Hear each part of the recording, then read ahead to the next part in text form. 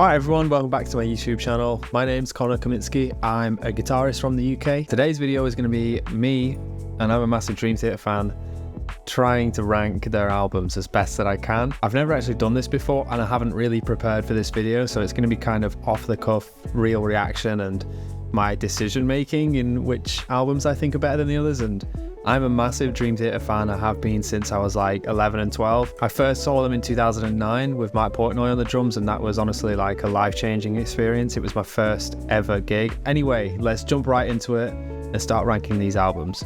The way I'm going to do it is I'm going to go chronologically, so from release date order, from their very first album, When Dream and Day Unite, all the way up to A View from the Top of the World. So let's get right into it.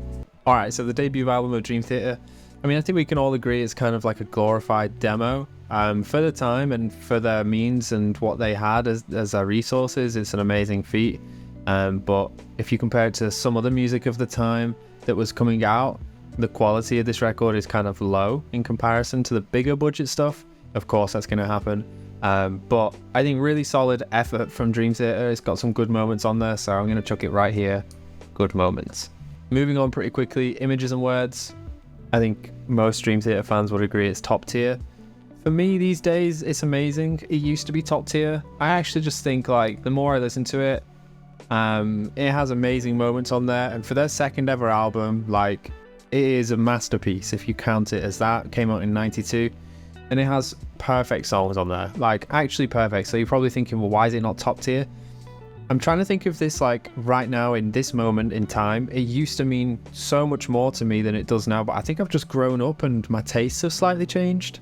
And when I listen back to it now, I actually like, sometimes I'm skipping over one or two tracks. Pull Me Under never really did that much for me. I know it's their most popular song, stat wise anyway, but like other tunes like Surrounded, sometimes I really love, sometimes I'm like, I'm not really feeling this. And apart from the solo, Under a Glass Moon is just kind of one of those songs that just happens. But there are standout moments on there, like Metropolis Part 1. My God, like I love that song. Learning to Live, love everything about that. And Another Day as well.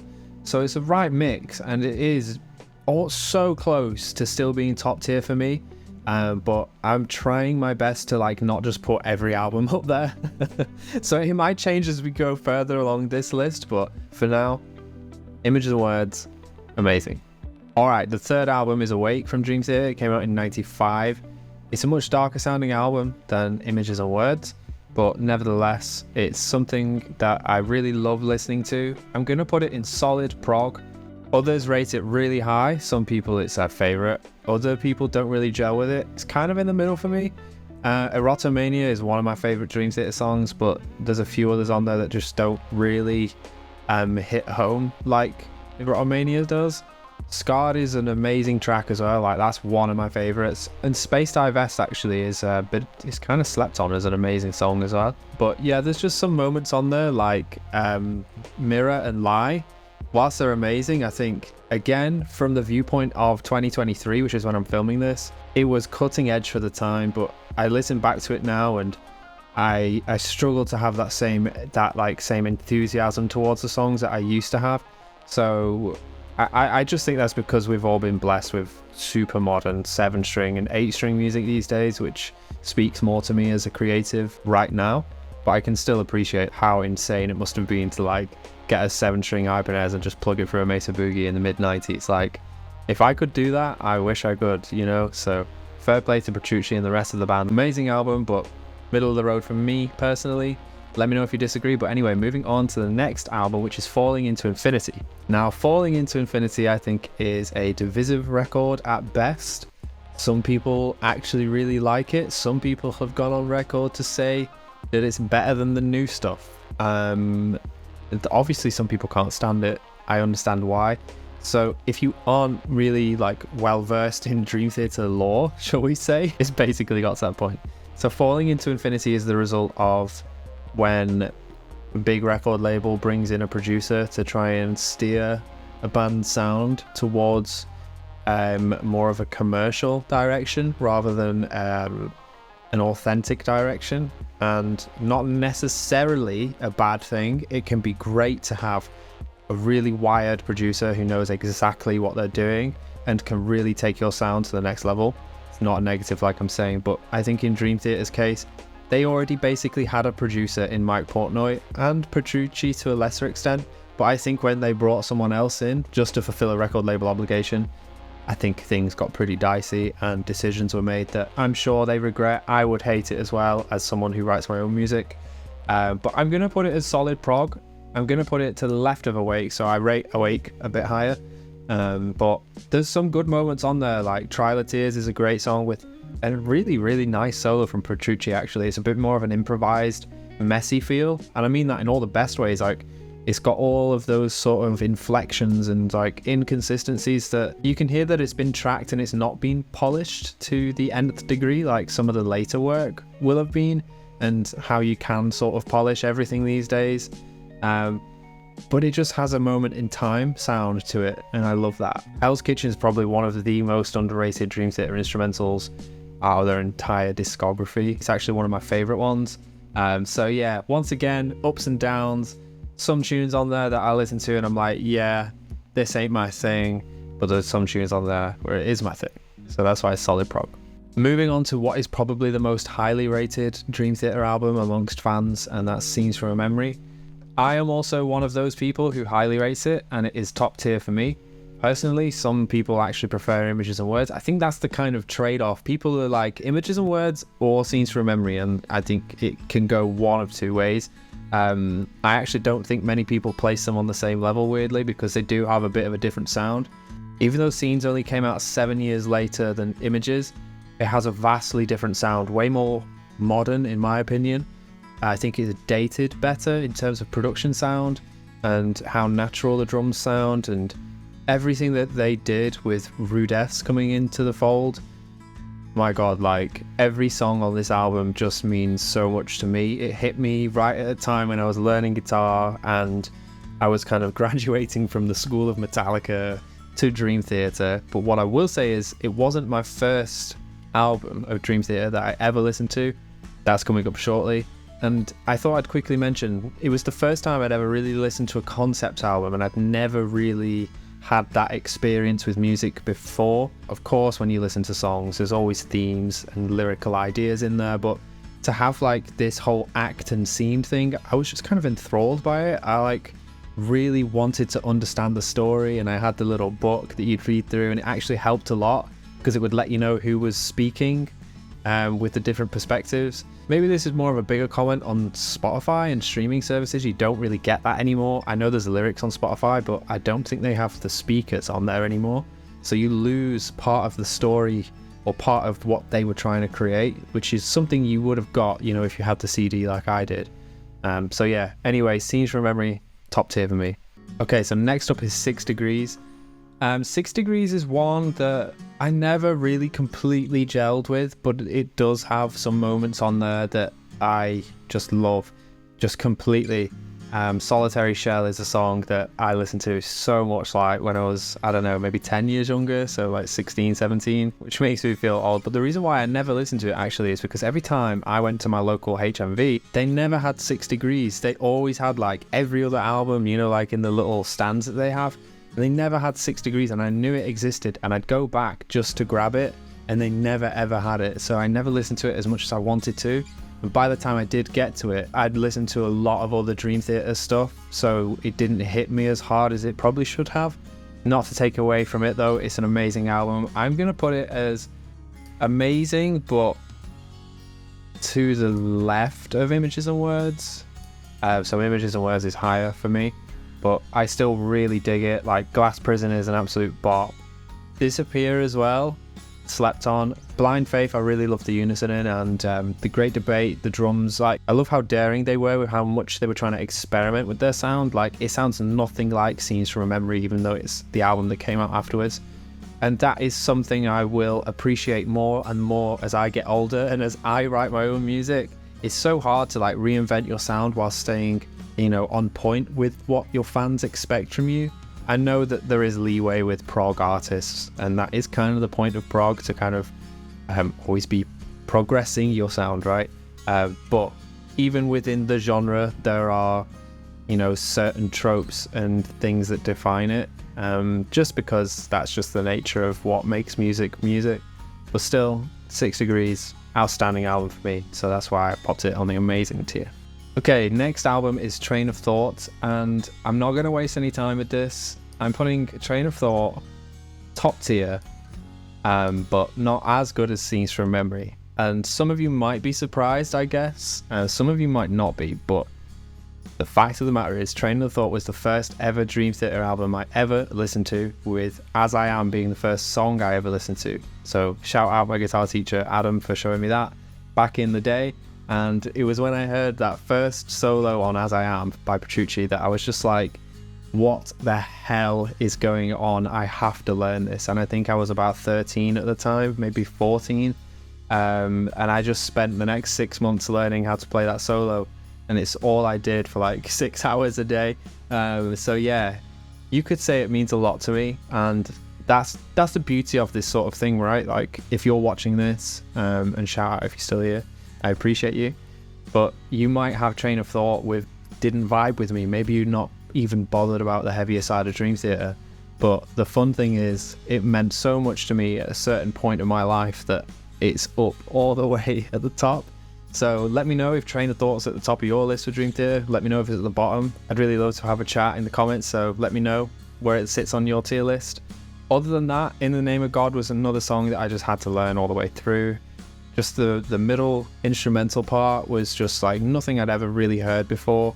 Because you have to remember, this was my first Dream Theater album. I'd come from Metallica to Dream Theater, and As I Am was like Metallica, like extreme, you know, drop C. It was still riffs though, and then the solo came along and I was like, wow, this dude can play, you know, like, oh my god. But within the Name of God and others like Fatal Tragedy and Honor Thy Father, my god, like the tunes on it are just so incredible. I couldn't believe like how good it sounded. Like everything about it is just, it just means a lot to me. So top tier. All right, moving on to Octavarium. I'm gonna put Octavarium at solid prog. And don't be too outraged. I know what you're thinking. How could he not put this at least amazing? But just hear me out. I have a couple reasons why. So let's just get the big point out of the way. Octavarium is a top tier song in itself. I'm not even arguing that. It's a masterpiece. The song is. For me, the rest of the album, I like the concept of the keys going up in a scale, which is why there's 8 songs and all that good stuff. And they have little transitions and you ascend either a tone or a semitone, right? But for me, like, some of the other songs just don't do much at all. I understand that a lot of people like Panic Attack. For me, it's just another Dream Theater song, like the 8-minute sort of cool thing with the instrumental section, right? The Root of All Evil is one of my more liked songs, but I feel like the middle part of the album just really, it lets it down for me. And then obviously it ends with Octavarium, which kind of like pulls it way up, right? I don't think one song should have like a massive amount of weight given to it when you're trying to rate an album in your like personal tier list or something. So maybe you disagree, maybe you think, yeah, because Octavarium's on Octavarium, then it's top tier because the song is. Let me know. But I'm putting it solid prog because I'm trying to evaluate it as a whole, as like a piece of work. So hopefully you can kind of get where I'm coming from. But maybe those songs on that album mean a lot to you, like Train of Thought does to me. So let me know. So moving on to Systematic Chaos. This album is another one that sort of gets different opinions from people. And I will actually admit, the very first time I listened to Systematic Chaos was when it had sort of just about come out. I was listening to Dream Theater, I think it was about 2007-8-ish, which is when Systematic dropped. First couple times I listened to it, it just didn't really gel. I think the opener, In the Presence of Enemies Part 1, just had too much going on for me. Quite a harsh, close sounding mix, like the drums are dry, quite fat and compressed and quite loud, and the guitars are very, again, that super modern, like the guitars are quite fizzy loud, and yeah, the drums and everything, and even the vocals are quite dry for most parts. So I feel like it's quite an aggressive sounding album, even though it's like not the most heavy piece of work that they've ever done compared to like Train of Thought. But saying that, what actually happened was I used to visit my partner Zoe in Nottingham, which was a 2-hour drive away from where I lived at the time.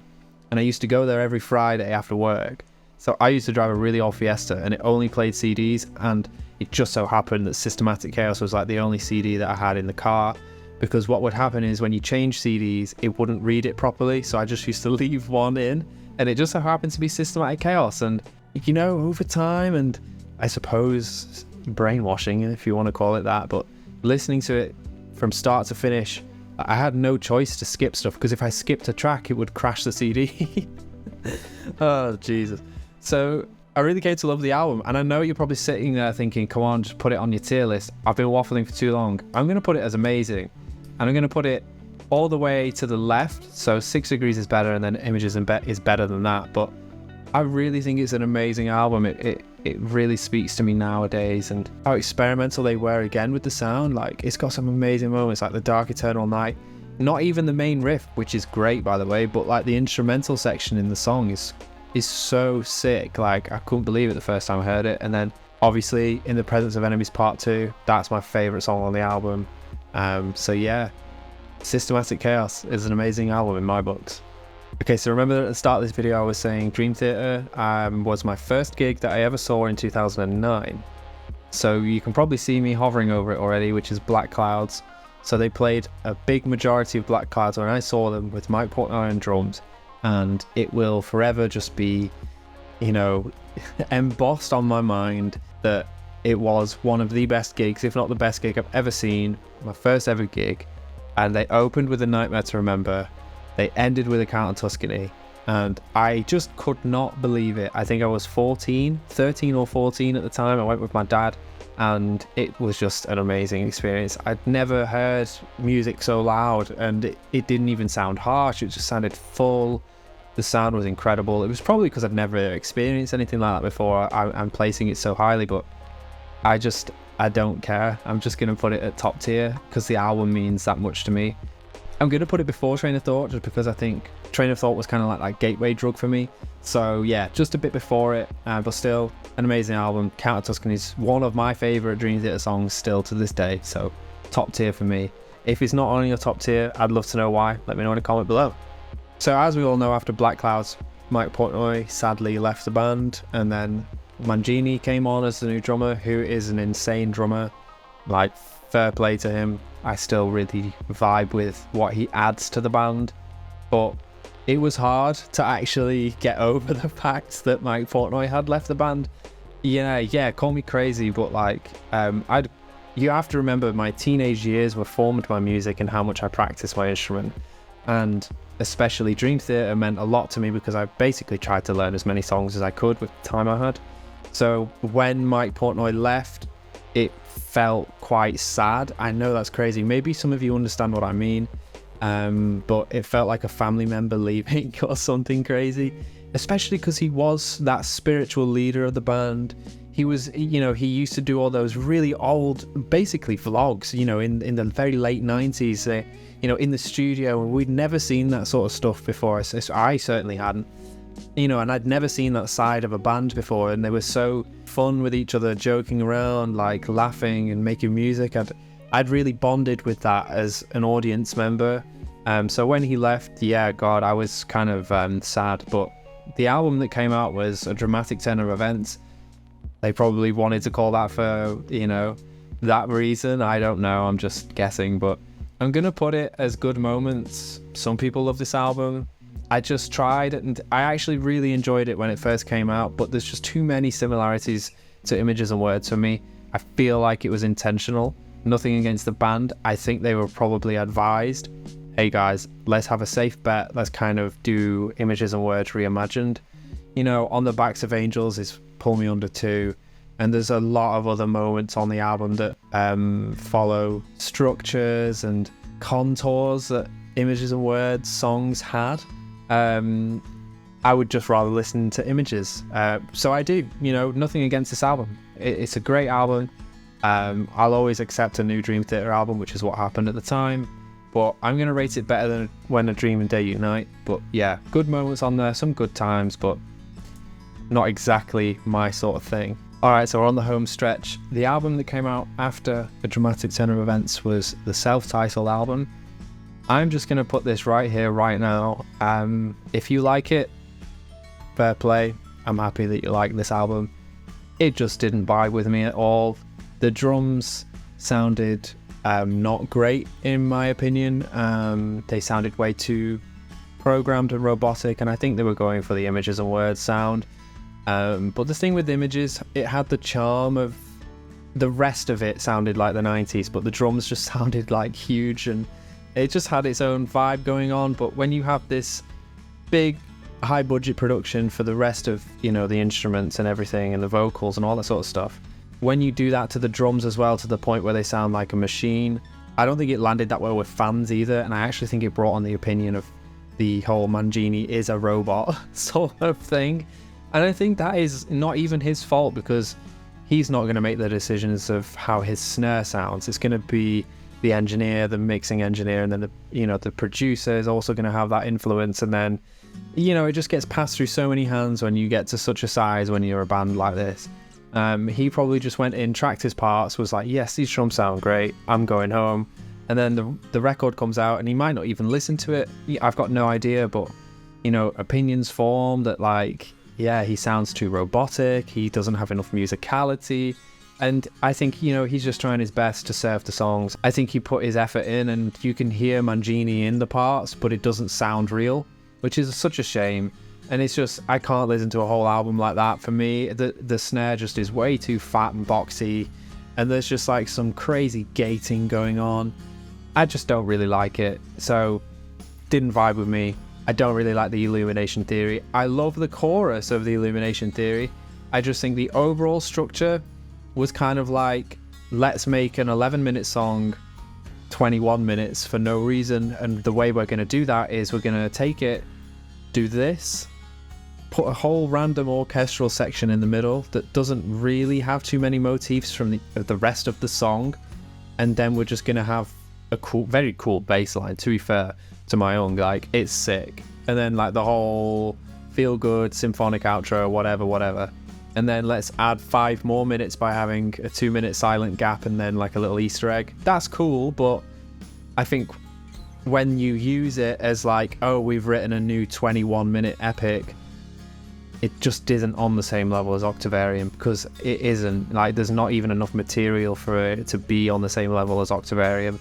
I'm only being harsh because Dream Theater are like my favourite band. I love them to bits. I love what they do. Just this album didn't quite hit the mark for me, and that's okay. So moving on to the Astonishing. Now we're getting controversial, right?